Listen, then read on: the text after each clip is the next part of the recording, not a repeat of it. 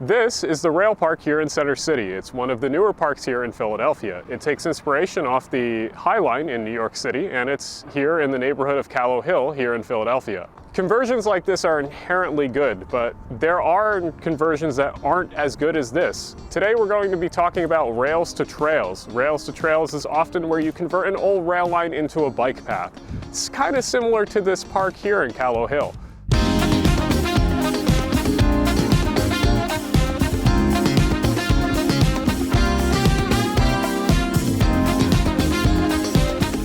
This episode is sponsored by HovCity e-bikes, but more on that later. Today we're going to look at the concept that's generally called rails to trails, which is the process of turning an old or unused rail lines into biking and walking trails. For the most part, this is a program and process that is generally harmless and beneficial to the communities that build and fund them. But there are some lurking issues with these conversions that only come up later. Issues that especially show themselves when a corridor is considering expanding transit access again. Some of these trails might be even hiding slightly malicious intentions, but I'll talk about that later in this video. First, let's start off by talking about some of the more successful trails that have no issues with them.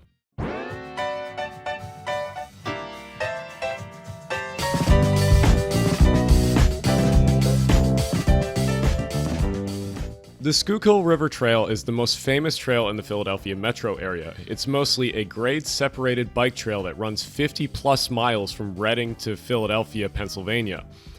From the neighborhood of Manayunk in Philly to the city of Reading, the trail uses an abandoned rail right-of-way that used to be the Pennsylvania Railroad's main line between the two cities. But thanks to 1800s railroad capitalistic goofiness, the Reading Railroad built an almost identical line that paralleled the Pennsy for majority of the way. This means that the right-of-way of the Schuylkill River Trail is basically perfect. There was a duplicate line so that both train service and bikes get their own space and everyone is happy. But this is a very special case, and rarely does this ever happen elsewhere. Another good example of an unproblematic trail is the Glassboro to Williamstown Bike Trail in New Jersey. It's using an old PRSL right-of-way that was really only useful for local freight trains in the past. The route also serves no function as a transit corridor, as there are not many people commuting between Glassboro and Williamstown that would need a dedicated train or busway. It's a good rails to trails conversion as it's saving the land and it's not impeding on any possible future transit mobility issues. Before I move on to the trails that might eventually cause issues, I have to mention that I've been riding around and filming a lot of this video using the HovCity e-bike. I was sent this bike to review, and I've got to say, it's been fun riding it around and running errands and filming things throughout the city using it. Its 500-watt motor and its 60-mile range help me get around easily. E-bikes are a great solution if you don't want to drive and don't want to feel exhausted after a long day of riding. It has multiple settings to adjust, it's electric assist, and can keep up with city traffic with no problem. I have to say thanks to HovCity for helping me have great mobility around the city to bike and film this video. Go check out the bike below, and I'll have more video of it later.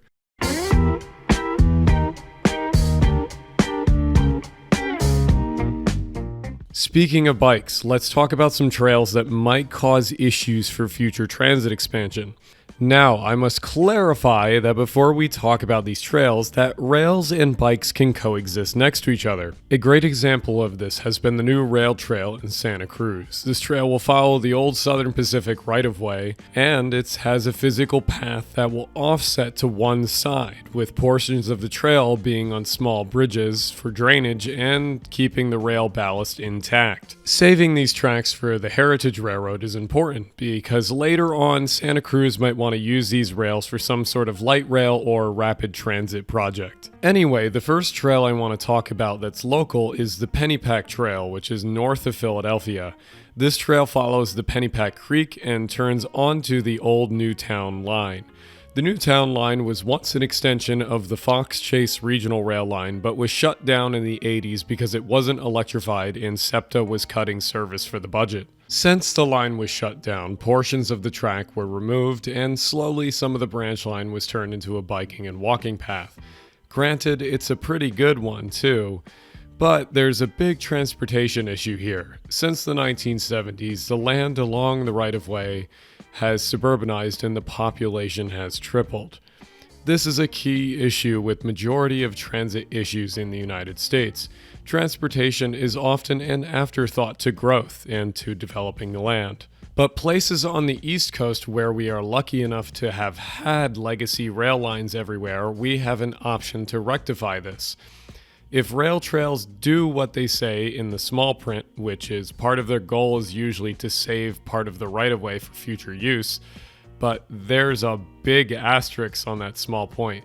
Rail trails can often hurt future rail expansions more than saving it. Having a nice trail can sometimes cause people that live near it to become NIMBYs against transit expansion. Both modes of transit can coexist with each other with the right investments, as we've seen in Santa Cruz, but people are scared of change and will often just defend things irrationally. The classic NIMBY motto is, "The needs of my feelings outweigh the needs of the many." Not redoing a trail is kind of like refusing to break up with someone because you're too scared of leaving your current relationship because of sunken cost, even if there's someone obviously waiting for you that's more compatible in every way. But wait. We're pitting the two wrong people against each other.